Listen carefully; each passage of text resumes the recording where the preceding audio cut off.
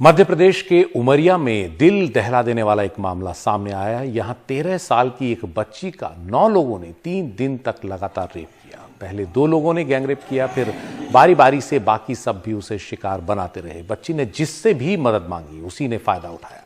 Police ने इस मामले में 7 आरोपियों को गिरफ्तार कर जेल भेज दिया है। हमारे साथ हमारे सहयोगी अनुराग द्वारी हैं। अनुराग, ये बड़ा ही ऐसा मामला है जिसको कि बताते हुए भी शब्द नहीं मिल रहे हैं। क्या इस मामले में हुआ, कैसी कार्रवाई की है पुलिस ने अब तक?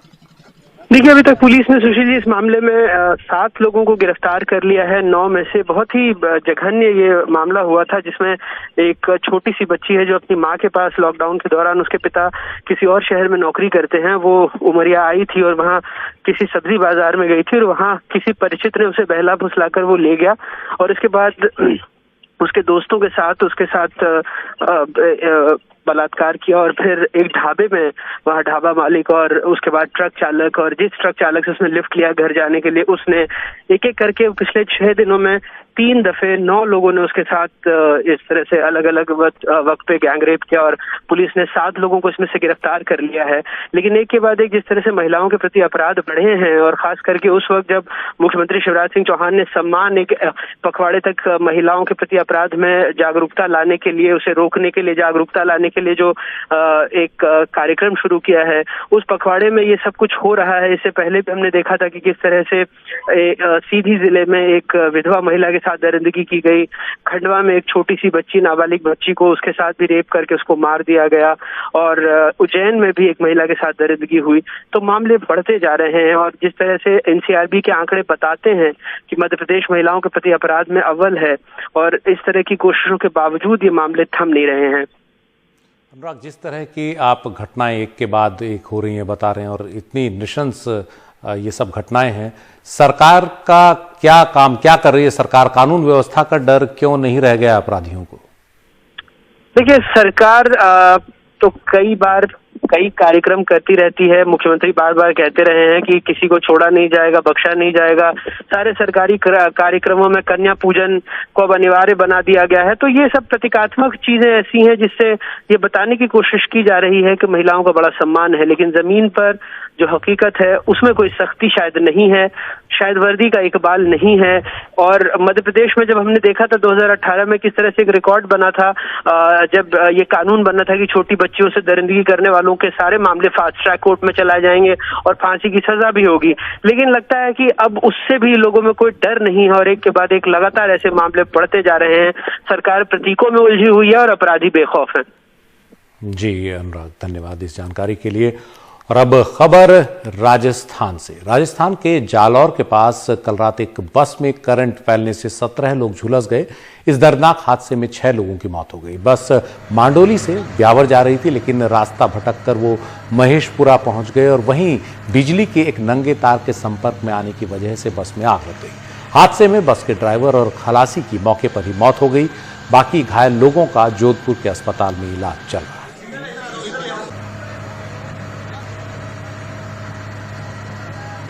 खबर बिहार से। वहां भी बिगड़ती कानून व्यवस्था को लेकर विपक्ष अब सवाल उठा रहा है। पटना में रूपेश हत्याकांड के बाद वैशाली से एक और हत्या का मामला सामने आया है। वैशाली में कार सवार एक वकील की अपराधियों ने गोली मारकर हत्या कर दी। मृतक वकील शशि रंजन झा एक दिन पहले की रात से लापता थे और शनिवार सुबह महुआ पातेपुर सड़क के किनारे कार में उनकी लाश मिली। बताया जा रहा है कि अपराधियों ने शशि रंजन झा को करीब से गोली मारी थी। हत्या की खबर मिलने के बाद वकीलों ने शहर में विरोध प्रदर्शन भी किया और इसमें हम लोग भरपूर सहयोग करेंगे। आप लोग पटना में कुछ दिन पहले हुए रूपेश हत्याकांड मामले में नीतीश कुमार के कड़े तेवरों के बाद शनिवार को DGP Sanjeev Kumar Patna SSP office पहुंचे। पुलिस अधिकारियों और एसपी के साथ करीब 1.5 घंटे तक बैठक कर रूपेश सिंह हत्या मामले की समीक्षा की गई। बैठक के बाद डीजीपी ने कहा कि रूपेश हत्याकांड बहुत संवेदनशील और मुश्किल केस है। इस मामले की हर बिंदु से जांच चल रही है। बीजेपी ने बिहार में विधान परिषद उपचुनाव के लिए पूर्व केंद्रीय मंत्री शाहनवाज हुसैन को उम्मीदवार बनाया है। शनिवार को बीजेपी की केंद्रीय चुनाव समिति ने उत्तर प्रदेश और बिहार में विधान परिषद चुनाव के लिए उम्मीदवारों की लिस्ट जारी की। बिहार में 2 सीटों के लिए उपचुनाव होने हैं, जिसमें एक सीट सुशील मोदी के राज्यसभा सदस्य बनने और दूसरी विनोद झा के विधायक चुने जाने से खाली हुई है। 28 जनवरी को विधान परिषद का उपचुनाव होना है। आज 5 बजे चले आए, प्रेस से करने आए। चलिए। गुजरात के केवड़िया में सरदार पटेल की प्रतिमा स्टैच्यू ऑफ यूनिटी तक पहुंचना अब और आसान हो गया है। इस पर्यटन स्थल को अब कई रेलों से जोड़ दिया गया है। प्रधानमंत्री नरेंद्र मोदी ने आज वीडियो कॉन्फ्रेंसिंग के जरिए स्टैच्यू ऑफ यूनिटी के लिए 8 ट्रेनों को हरी झंडी दिखाई, जो केवड़िया को वाराणसी, दादर, अहमदाबाद, हजरत निजामुद्दीन, रीवा, चेन्नई और प्रतापनगर से जोड़ेंगी। केवड़िया देश का पहला ग्रीन बिल्डिंग सर्टिफिकेट वाला स्टेशन बना है, जहां यात्रियों के लिए तमाम आधुनिक सुविधाएं उपलब्ध हैं।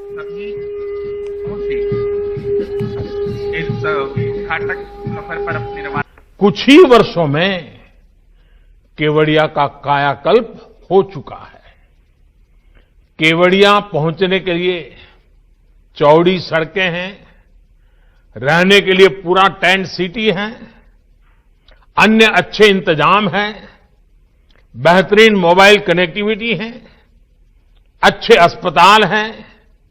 कुछ दिन पहले सी प्लेन की सुविधा शुरू हुई है और आज देश के इतने सारे रेल रूट से केवड़िया एक साथ जुड़ गया है। ये शहर एक तरह से कंप्लीट फैमिली पैकेज के रूप में सेवाएं दे रहा है। स्टैच्यू ऑफ यूनिटी और सरदार सरोवर बांध की भव्यता, उनकी विशालता का एहसास आप केवड़िया पहुंचकर ही कर सकते हैं। बढ़ते हुए पर्यटन के कारण यहां के आदिवासी युवाओं को रोजगार मिल रहा है। यहां के लोगों के जीवन में तेजी से आधुनिक सुविधाएं पहुंच रही है। केवड़िया में जो रेलवे स्टेशन भी बनाया गया है, उसमें भी सुविधा के साथ साथ टूरिज्म का ध्यान रखा गया है। यहां ट्राइबल आर्ट गैलरी और एक व्यूइंग गैलरी भी बनाई जा रही है। इस व्यूइंग गैलरी से पर्यटक स्टैच्यू ऑफ यूनिटी को देख पाएंगे। साथियों, इस प्रकार के लक्ष्य और लक्ष्य केंद्रित प्रयास भारतीय रेल के बदलते स्वरूप का भी प्रमाण है।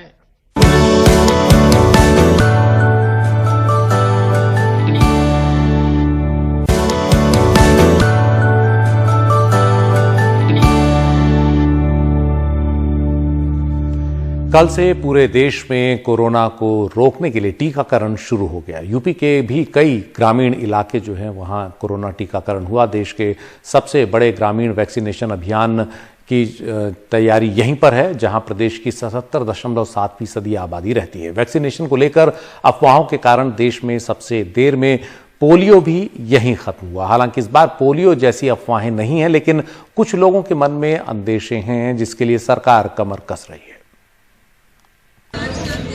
यूपी में बाराबंकी के सतरिक गांव में कोरोना वैक्सीन लगवा के धूप सेकती आंगनबाड़ी वर्कर्स अब अपनी नई ड्यूटी की चुनौतियों पे फिक्रमंद हैं। उन्हें गांव में लोगों को कोरोना वैक्सीन लगवाने के लिए आमादा करना है, जिस पे अभी सबको पूरा इत्मीनान नहीं है। वे कहती हैं कि लोगों को बताएंगे कि हमें टीका लगा के कुछ नहीं हुआ तो आपको भी नहीं होगा। उससे कोई दिक्कत नहीं होगी, क्योंकि हमें दिक्कत होती तो हम लोगों को थोड़ा बहुत समझाने में सक्षम नहीं हो पाते। हमें कोई दिक्कत नहीं हुई, इसलिए हम जागरूक करके ज़्यादा से ज़्यादा उपस्थिति टीका लगवाएंगे। वे पोलियो अभियान के दौरान हुई दिक्कतों को आज भी याद करती हैं। देश में 2011 में पोलियो का आखिरी केस पश्चिम बंगाल में मिला था, लेकिन उससे पहले 2010 तक इसके सबसे ज्यादा मामले यूपी में ही थे। लेकिन इनकी मेहनत से पोलियो खत्म हुआ। अब आजकल के सर अभी देखिए, अब पोलियो चलता है तो बिना बुलाए ही लोग भीड़ लगा लेते हैं, पिला लेते हैं। तो ऐसा कुछ नहीं है। जब हम लोग जागरूक करेंगे तो लोग जागरूक हो ही जाएंगे, क्योंकि फील्ड में हम लोगों को काम करना होता है एएनएम के साथ। सतरिक गांव की इस सीएचसी में नीम के एक बड़े पेड़ के नीचे डॉक्टर और हेल्थ वर्कर अपने साथियों के वैक्सीनेशन के लिए तैयार हैं। उन्हें उम्मीद है कि उनके वैक्सीनेशन के बाद अगर किसी को कोई अंदेशा होगा तो भी दूर हो जाएगा। बाराबंकी में पहली वैक्सीन डॉक्टर मुदित को लगाई गई। वो कहते हैं कि कोविड में मरीज देखना बड़ा रिस्की था, अब इससे राहत होगी। जो एक्सीडेंटल पेशेंट्स आ रहे हैं, डायरिया वॉमिटिंग लेकर आ रहे हैं, उनका स्टेटस हमें नहीं पता, कोविड स्टेटस बाद में टेस्ट होगा, लेकिन we will have to attend first ना। हम ये नहीं डिनाई कर सकते कि हम आपका स्टेटस नहीं जानते हैं कोविड का तो नहीं ट्रीट कर सकते, तो उन्हें तो प्रायोरिटी बेसिस में ट्रीट करना ही है। तो हाँ, डेफिनेटली थोड़ा डर तो रहता ही था। प्रदेश के गांव में वैक्सीनेशन में मदद के लिए हेल्थ वर्कर्स की बड़ी टीम लगाई जाएगी। इनमें 3,496 PHC, 773 CHC, 1,73,518 anganwadi worker, 1,49,409 anganwadi helper, 1,29,000 आशा बहू शामिल होंगी।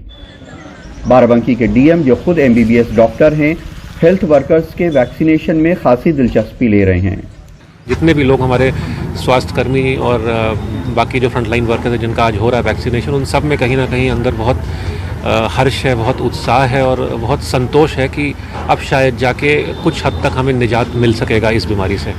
इस वैक्सीनेशन ड्राइव में आने वाले फेजेज में सबसे बड़ी चुनौती उत्तर प्रदेश के देहाती इलाकों में होगी, जहां देश की सबसे बड़ी ग्रामीण आबादी बसती है। और जाहिर है कि इसमें आशा बहू से लेकर के आंगनबाड़ी कार्यकर्ताओं तक जो छोटे छोटे हेल्थ वर्कर हैं, उनकी बहुत बड़ी भूमिका होगी। बाराबंकी के सतरिक में कैमरामैन राजेश गुप्ता, आलोक पांडे और सरफराज वारसी के साथ कमाल खान, एनडीटीवी इंडिया। मध्य प्रदेश और छत्तीसगढ़ में भी कल से टीकाकरण की शुरुआत हो गई। सबसे पहले जबलपुर में एक सफाई कर्मी को टीका लगा, उसके बाद भोपाल में संजय यादव नाम के व्यक्ति को और इंदौर में आशा पवार को टीका लगाया गया। पहले दिन 150 केंद्रों पर जो फ्रंटलाइन वर्कर्स हैं उन्हें टीके लगाए गए। मध्य प्रदेश और छत्तीसगढ़ में लगभग हर जिला मुख्यालय में शनिवार को टीकाकरण की शुरुआत हो गई। मध्य प्रदेश की राजधानी भोपाल में सबसे पहले संजय यादव तो रायपुर में सफाई कर्मी तुलसा तांडी को पहला टीका लगा। टीकाकरण वैक्सीन इस महामारी को पूरी तरह से समाप्त कर देगी।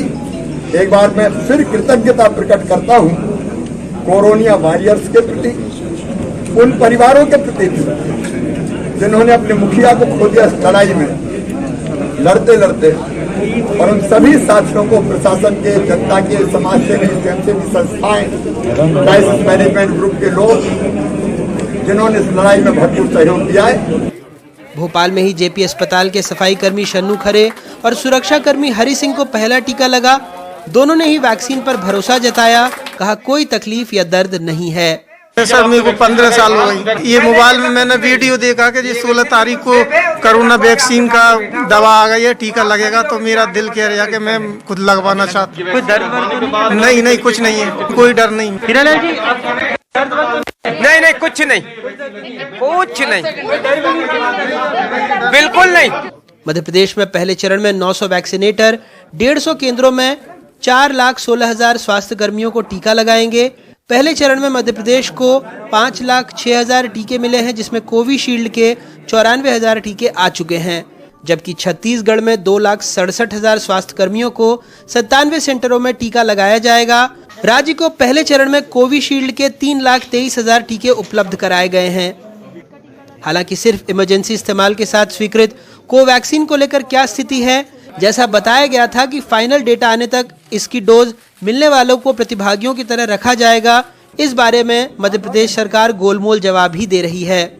वैक्सीन पूरी तरह से सेफ है। जिसको भी वैक्सीन अभी लगाई जा रही है उसका जो हम लोगों ने क्रम तैयार किया है, जैसे ही हितग्राही हम कहें लाभार्थी जिसको हम वैक्सीनेट कर रहे हैं वो आएगा, उसका पहले वहाँ पर स्क्रीनिंग होगी, उसका टेम्परेचर देखा जाएगा, उसका पल्स ऑक्सीमीटर के द्वारा देखने के बाद उसका जो हार्ड कॉपी है उसको चेक करेंगे। दोनों वैक्सीन कोविशील्ड और कोवैक्सीन दोनों ही सुरक्षित हैं, सेफ हैं। कुछ दिनों पहले हमने भोपाल में वैक्सीन ट्रायल को लेकर लोगों की आशंकाओं और एक प्रतिभागी दीपक मारावी की मौत के बारे में बताया था। मामले में जांच चल रही है, लेकिन फिलहाल राष्ट्रवाद के नाम पर सवाल टाले जा रहे हैं। आगर मालवा में प्रधानमंत्री के संबोधन के बीच ये दीपक टीवी के सामने जल गया। हालांकि ये जानबूझकर नहीं किया गया, लेकिन जवाब के नाम पर जब स्तुति होती है तो अक्सर ऐसे वाकये दिख ही जाते हैं। देश में ऐसा पहली बार हो रहा है जब वैक्सीन को लेकर ऐसा लग रहा है कि ये वैक्सीनोत्सव चल रहा है, लेकिन कुछ बहुत अहम और ज़रूरी सवाल हैं। साफ तौर पर जितने भी अधिकारी, नेता या मंत्री हैं वो इन सवालों के जवाब इस आड़ में नहीं देना चाहते कि ये वैक्सीन देश में बनी है और इसकी हमें सिर्फ तारीफ ही करनी चाहिए, इसलिए ऐसे सवालों को भूल जाइए। भोपाल से कैमरा पर्सन रिजवान खान के साथ अनुराग द्वारी, NDTV इंडिया।